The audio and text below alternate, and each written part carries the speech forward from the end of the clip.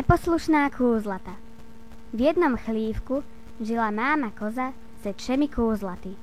Každé ráno odcházela koza ven na pastvu.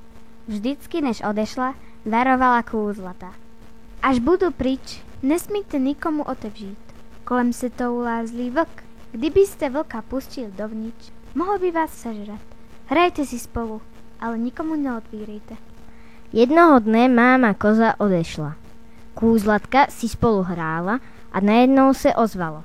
Buch, buch, buch. Zlý vlk buší na dveře. Kdo je to? Pýtají se kúzlatka. Tady je vaše máma, koza, otevřete. Kúzlatka sa na sebe podívala, zavrtela hlavami a odpověděla. Ty nejsi naše máma koza, ty jsi zlý vlk. Naše máma koza má tenčí hlásek. Vlk biežal do vesnice. Našel kovárnu a poprosil kováže, aby mu vykoval jazyk. Kováž udělal, co vlk chtěl, a vlk měl hlásek stejný jako koza. Vlk utíkal zpět k chlívku, ve kterém bydlela kúzlata. Buch, buch, buch. Tady je vaše máma, koza, otevřete. Kúzlata poslouchala. A opravdu, vlk měl stejný hlas jako jejich máma. Jedno kúzle, ale přesto vlkovi řeklo. Ukáž nám v okne tlapu, tak uvidíme, že jsi naše máma koza. Vlk ukázal v okne svou tlapu.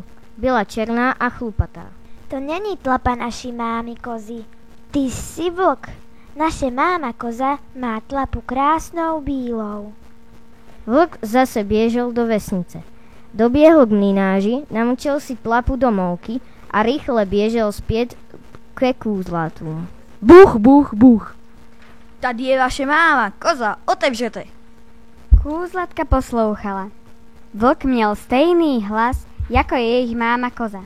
Když jim tentokrát ukázal v okne tlapu, byla bílá, stejná jako je tlapa mámy kozy. Najednou ale začalo pršet.